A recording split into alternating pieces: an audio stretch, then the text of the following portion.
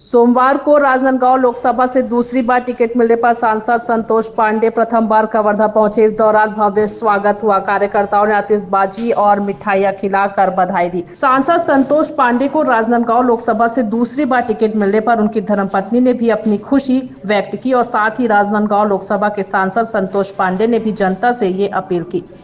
कवर्धा से डॉक्टर मिर्जा के साथ मेघा यादव की रिपोर्ट। इस वक्त हमारे साथ मौजूद हैं राजनांदगांव लोकसभा के सांसद संतोष पांडे जी। आइए इनसे कुछ खास बातचीत करते हैं। सर, सबसे पहले तो News+21 टीम की ओर से आपको पुनः प्रत्याशी बनाए जाने पर बहुत बधाई एवं शुभकामनाएं। धन्यवाद, बहुत बहुत धन्यवाद। सर, कैसा महसूस कर रहे हैं आप? पार्टी ने आप पे भरोसा जताया और पुनः प्रत्याशी बनाया, क्या कहना चाहेंगे? माननीय प्रधानमंत्री जी नरेंद्र मोदी जी ने और मुझे अपनी टीम में रखने के लिए दूसरी बार प्रत्याशी बनाए। मैं उनके प्रति, साथ ही श्री JP नड्डा जी के प्रति, माननीय अमित शाह जी, हमारे प्रादेशिक नेतृत्व संगठन के, और सत्ता में माननीय विष्णुदेव साय जी, ऐसे सभी वरिष्ठों के प्रति मैं कृतज्ञ हूँ। और माननीय मोदी जी के नेतृत्व में जो 400 पार कहा गया है वो सफल होगा। सर, ऐसा बहुत कम होता है कि शीर्ष नेतृत्व ने आपको दोबारा मौका दिया है, तो जनता जनार्दन के बीच अपनी जीत को लेकर के क्या अपील करना चाहेंगे? ये तो कवर्धा राजनांदगांव ये लोकसभा का, और मैं कहूँगा कि मैं सौभाग्यशाली हूँ, ये कहने में कोई संकोच नहीं। और माननीय मोदी जी ने अपनी टीम में फिर से दोबारा रखने के लिए विश्वास किया है। जितना आभार व्यक्त किया जाए वो कम है। और आगामी समय के लिए तो मैं यही अपील करूँगा कि देश में एक ऐसा महापुरुष, एक ऐसा नरपुंगव, बहुत लंबे समय बाद ऐसा व्यक्तित्व और आते हैं, और जिसको कहते हैं कि जिस प्रकार से हिमालय में लंबे समय बाद एक ब्रह्म कमल होता है, तो ऐसे महापुरुष का सानिध्य इस राष्ट्र को और मिलना चाहिए।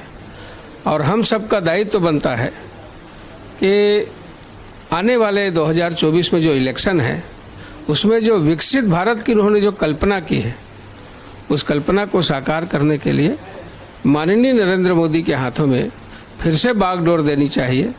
और जितने भी नव मतदाता हैं, जितने भी हमारे वरिष्ठ हैं, गांव के हैं, माजरा, टोला, गिरी, कंदरा, गुफा, जंगल, मैदान, शहर, सबसे मेरी अपील है कि सब माननीय मोदी जी के कमल छाप में वोट देकर के जिताएं और फिर से एक बार इस राष्ट्र की बागडोर माननीय नरेंद्र मोदी जी को सौंपे। सर, किन किन विषयों को लेकर के आप जनता के बीच जाएंगे और उन पे अपना भरोसा जताएंगे? इस समय तो मोदी जी के जो काम हैं, जो काम उन्होंने 10 साल में किए हैं इस देश में, और जिसे कांग्रेस को मौका मिला था 60 साल तक वो कर नहीं पाई, मोदी जी ने तो 500 साल के भी काम कर दिए। भगवान राम की जन्मभूमि में भव्य मंदिर का निर्माण हुआ, वातावरण उन्होंने तैयार किया। और हम सब जानते हैं धारा 370 कश्मीर में, 3 तलाक, सिटीजन अमेंडमेंट एक्ट, ये सारे काम इस राष्ट्र में ऐसे काम हुए हैं जिसकी कोई कल्पना भी नहीं कर सकते थे, और जिसे कांग्रेस हाथ लगाने से डरती थी। और इसके अलावा बहुत सारे क्षेत्रीय काम हैं। हमारे कवर्धा में केंद्रीय विद्यालय, 200 करोड़ से ऊपर का काम रेलवे में चल रहा है। ऐसा स्टेशन बनेगा, अमृत स्टेशन राजनांदगांव का, डोंगरगढ़ का, कि जैसा एयरपोर्ट होता है। हमारा प्रसाद योजना के तहत 43 करोड़ का काम चल रहा है। हम छत्तीसगढ़ के किसी भी लोकसभा क्षेत्र में नहीं हैं, किंतु हम CRC बिल्डिंग राजनांदगांव में बनवाए, जिसका उद्घाटन माननीय प्रधानमंत्री जी ने किया। साथ ही साथ 945 करोड़ का सोलर पार्क वो राजनांदगांव में है, जो कहीं नहीं है, जो रेलवे को हम विद्युत देंगे।